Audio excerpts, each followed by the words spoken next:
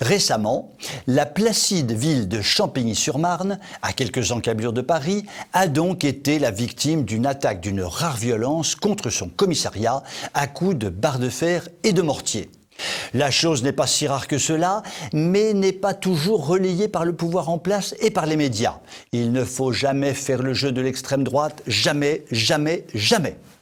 Attaquer un commissariat n'est pas un acte anodin, ce n'est pas comme brûler une poubelle ou braquer une supérette. Un commissariat est un symbole de l'État et de l'autorité publique. Le détruire s'apparente tout simplement à un acte de guerre. Nous sommes en guerre, nous avait dit en son temps Macronor Terminator, sachant que sa guerre à lui, c'est la guerre contre le virus invisible. Sacré Macronor, va. Regardons les choses en face. Nous en sommes désormais au stade de la pré-guerre civile, mais manifestement, nos trois apprentis mousquetaires, Macron, Moretti, Darmanin, n'ont pas l'air au courant. Leur réaction a été à la hauteur de nos attentes, totalement nulle. Darmanin, du haut de la place Beauvau, a frénétiquement agité le menton tel un Mussolini en culotte courte. Vous allez voir ce que vous allez voir. Nous allons interdire la vente au grand public des feux d'artifice tels que ceux qui ont été utilisés lors de l'attaque de Champigny. Pourquoi ? Parce que ce sont, je le cite, des armes par destination. Darmanin, mon grand garçon, tu aurais dû expliquer aux abrutis que nous sommes ce qu'est une arme par destination. Je me suis renseigné. Ainsi donc, une arme par destination est un objet qui n'est pas une arme, mais dont l'on se sert comme arme pour tuer ou blesser. Essayons de lister les armes par destination qu'il faut interdire. Le matériel de feu d'artifice utilisé à Champigny, nous sommes d'accord, il est dangereux de recevoir une fusée dans son trou de narine gauche. Le frigidaire jeté du haut du toit sur la police et qui risque évidemment de tuer, nous sommes d'accord, c'est une arme par destination. Le couteau qui sert à couper le saucisson et qui permet d'égorger tranquillement son voisin, il s'agit bien d'une arme par destination. Le hachoir utilisé par un islamiste pour hacher menu les journalistes de Charlie Hebdo, même chose. Le fer à repasser négligemment jeté par la fenêtre et qui atterrit sur la tête d'un policier en le blessant grièvement, idem. J'ai recensé 304 millions d'armes par destination qu'il faudrait interdire, mais je vous en épargne la lecture. En clair comme en sombre, tout objet peut devenir une arme par destination, mais Darmanin ne peut pas les interdire tous, sauf à décider la fermeture de Darty, de But, de Conforama et consorts. Autant d'espaces dangereux qu'il faut supprimer d'Ardard, car il s'agit de gigantesques armureries d'armes par destination. En réalité, les choses sont beaucoup plus simples que cela. Il suffit que Darmanin ait un peu de courage et qu'il s'occupe simplement de faire régner l'ordre par tous les moyens. Il ne le fera pas, mais continuera de s'agiter à la mode Sarkozy. Je cause, et c'est tout. La triste attaque de Champigny est loin d'être la première du genre et très très loin d'être la dernière. Sur ces bien tristes considérations, je vous souhaite une bonne soirée et vous dis à demain.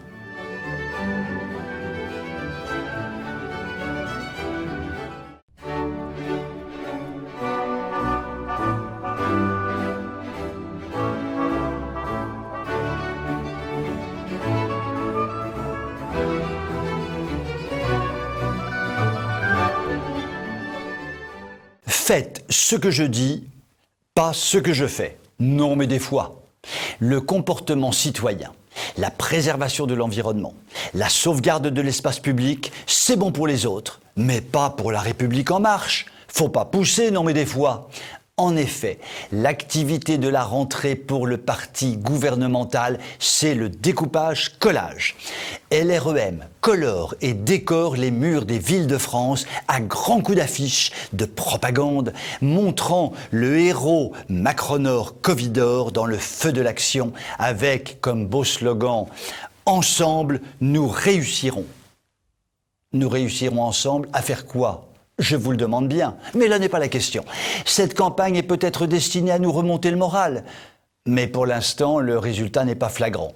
Le problème, c'est que les dites affiches tombent sous le coup de ce que l'on appelle l'affichage sauvage. Non, je ne parle pas d'ensauvagement, je parle de l'affichage sauvage. Eh bien oui, depuis la loi du 29 juillet 1880, nous n'avons pas le droit de recrépir impunément les murs de nos magnifiques centres-villes, souvent massacrés d'ailleurs par l'art contemporain, ou de nos périphéries bétonnées avec tout et n'importe quoi.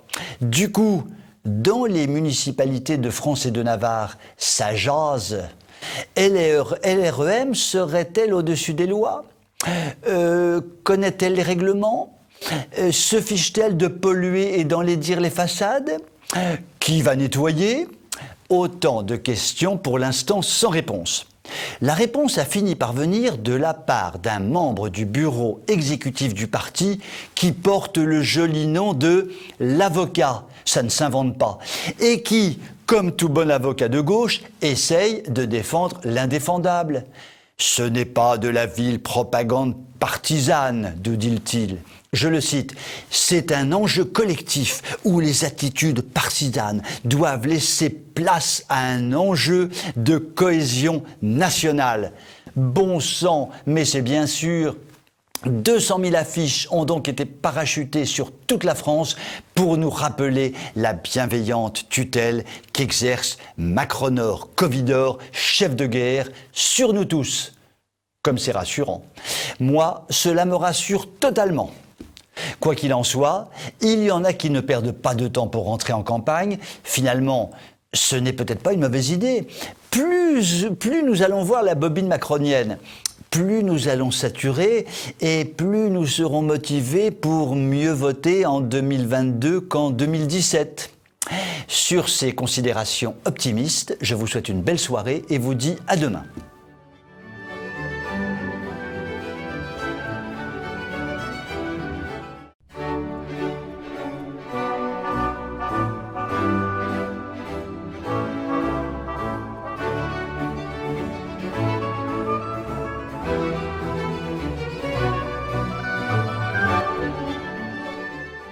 Bruno Le Maire a présenté le projet de budget 2021 dans un fatras de chiffres aussi divers qu'avariés qui ont manifestement subjugué le monde de ce que l'on appelle les journalistes économiques.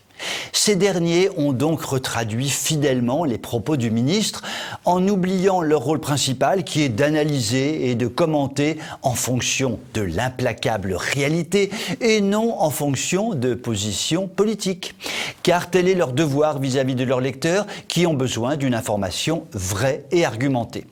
À cet égard, je voudrais commenter les 3 pages d'un journal du matin qui se dit de droite, page consacrée à ce budget 2021. La veille, le lecteur avait été mis en condition par un titre alléchant. Un budget 2021 aussi ambitieux qu'incertain. Tout d'abord, un budget ambitieux est par définition positif. Le lecteur était donc mis en condition. Ensuite, qu'il soit incertain est une évidence, puisque tout budget est par définition incertain. Ainsi, le titre sous-entendait que Bruno Le Maire avait fait du bon travail. Bravo Bruno!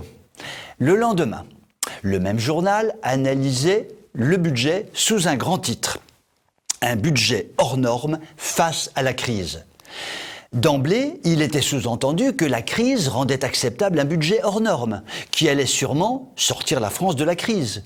Le bon Bruno était donc préalablement excusé par le seul titre. Il s'ensuivait une avalanche de tableaux sous forme de pourcentage qui indiquait que si le prix de la pomme de terre allait augmenter de 0,2%, celui de la chaussure allait baisser de 1,33% et que donc la consommation allait augmenter tout en diminuant, sachant que la production serait exportée par des importations et que le tourisme serait covidiquement positif. En bref, après la lecture de tous ces tableaux, le lecteur, qui n'a probablement rien compris, prend 4 Doliprane et dort 24 heures d'affilée. Ces bons économistes de ce bon journal du matin devaient tout simplement titrer, après un budget 2020 dramatique, un projet de budget 2021 catastrophique. Il suffisait de mettre 2 chiffres en exergue pour tout comprendre. Le budget 2020 va se terminer par un déficit tournant autour de 200 milliards d'euros. Et le projet de budget 2021 affiche un déficit proche de 200 milliards d'euros. En 2 ans, la France se sera endettée de 400 milliards d'euros. Pendant le quinquennat de Macron-Covidor, la France aura donc accru sa dette de la modique somme de 600 à 700 milliards d'euros pour flirter avec une dette publique totale d'environ 3 000 milliards d'euros. La Bérésina, à côté de ce désastre des finances publiques, fut très certainement une grande partie de plaisir. Voilà ce qu'auraient dû écrire les journalistes économiques de ce journal conservateur du matin, qui affichent par leurs analyses un cœur probablement plus plus macronique que ne le pensent ses lecteurs. Après cette brillante analyse, je vous souhaite une excellente soirée et vous dis à demain.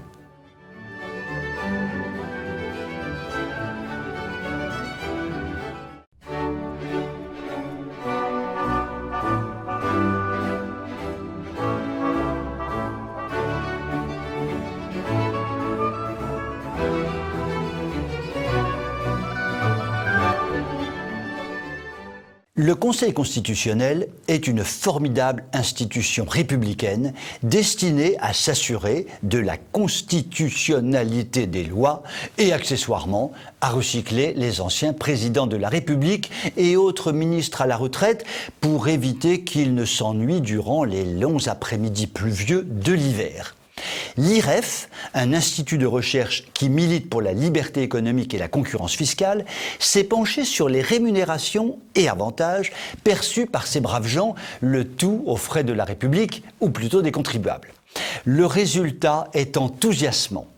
Pendant des décennies, les conseillers ont bénéficié de passe-droits se chiffrant en grosses dizaines de millions d'euros sonnantes et trébuchantes. Pendant des décennies, ils ont soustrait leur rémunération à l'impôt sur le revenu ou encore perçu des indemnités de façon irrégulière. Le tout en douce, comme on dit, en cachette, sous le manteau, c'est comme on voudra. Alors, comme ça, les sages ne seraient pas si sages, les vénérables gardiens de l'ordre constitutionnel se seraient fait graisser la patte, ni vu ni connu que je t'embrouille ma grenouille. Tout cela est pour le moins inquiétant. Tous les mois, ces honorables seniors ont vu passer sous leurs yeux des feuilles de rémunération mentionnant des montants suspects, sans qu'ils en aient perdu le sommeil ou qu'ils cherchent à enquêter. Peut-être ne veulent-ils plus enquêter, atteints par une sorte de phobie administrative, ou tout simplement parce qu'ils sont passés par les écoles de la République et qu'ils ne savent donc ni lire ni compter. Il est également vrai que lorsque l'on garde la clé du placard, il est terriblement tentant de plonger le doigt dans le pot de confiture. Pour tous ceux qui croyaient que nous vivions encore dans un état de droit, la désillusion doit être terrible. Que le Conseil constitutionnel soit l'un des grands responsables de la décadence française, nous le savons tous, mais que ses membres tripatouillent en aggravant de la sorte la ruine consommée de nos finances publiques, cela interpelle juste quelque part, je veux dire, comme le disent toujours les bobos du Marais. Qu'on se le dise, le Conseil constitutionnel prône en permanence la transparence, oui, mais chez les autres. Sur cette très belle parole, je vous souhaite une très bonne soirée et vous dis à demain.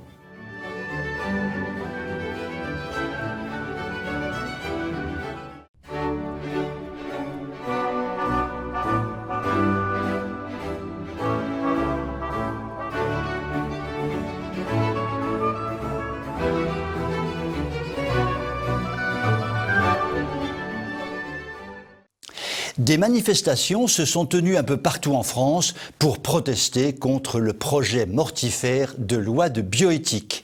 Des manifs style 2013, drapeaux, musique techno, beaucoup de bruit et un légalisme absolu.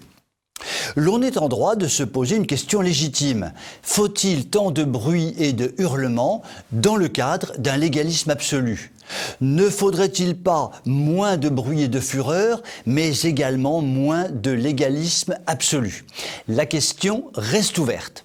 À titre personnel, je privilégierais plutôt la seconde solution.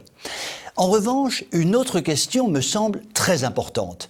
Faut-il manifester ou être orateur de la manifestation avec un bonnet phrygien sur la tête?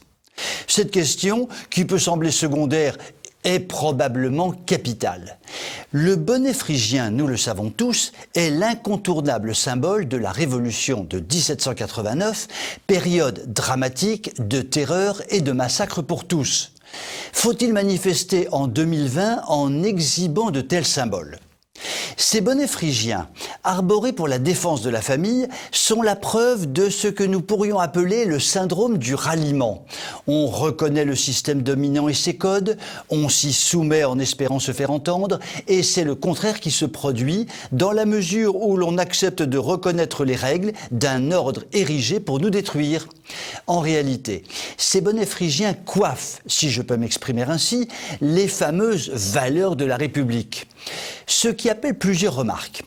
Tout d'abord, ne faisons pas porter à la République plus que ce que peuvent porter ses bien frêles épaules. La République n'est qu'un système de gouvernement, rien de plus. Lui prêter des valeurs, c'est en faire une idéologie, l'idéologie développée depuis plusieurs siècles par la franc-maçonnerie, dont l'objectif explicitement exprimé est d'abolir définitivement la France chrétienne. D'autre part, la République comme système de gouvernement, parlons-en. Nous en sommes déjà à la 5e édition, quand les 4 précédentes se sont tous achevées sur de véritables catastrophes. Petit rappel historique. La Première et la Deuxième République ont été gentiment rappelées à l'ordre par l'Empire, après avoir été le théâtre de la terreur pour la première et de l'anarchie pour la seconde. Elles ont coûté 2 millions de morts environ et des blessés en pagaille. Une paille. La Troisième République n'a eu de cesse de démolir les piliers sur lesquels reposait la France millénaire et a profondément désorganisé notre pays.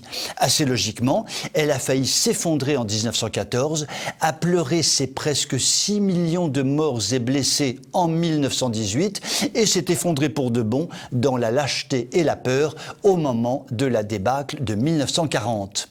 La Quatrième République, incroyable pétaudière incapable de gérer les défis de l'après-guerre, s'est donnée avec un soupir de soulagement à un certain général. Que va-t-il advenir de la Cinquième République avec une hérédité aussi lourde? Le chemin qu'elle prend ressemble furieusement aux chemins républicains précédents qui ont répétitivement conduit la France au bord du gouffre. Espérer un quelconque salut dans les valeurs de la République revient à se leurrer complètement. Comme le disait le bon vieux détective Rouletabille, héros de Gaston Leroux. Il faut donc commencer par retrouver, je le cite, le bon bout de la raison car c'est le seul qui ne craque jamais. Le bon bout de la raison nous indiquera la marche à suivre. Ne pas se tromper de cause, ne pas voir des amis où il n'y en a pas, ne pas donner de gages inutiles aux ennemis et utiliser tous les moyens possibles pour affronter les héritiers des bonnets phrygiens qui ont juré de faire mourir la France. Sur ces hautes considérations, je vous souhaite un excellent dimanche et je vous dis à lundi.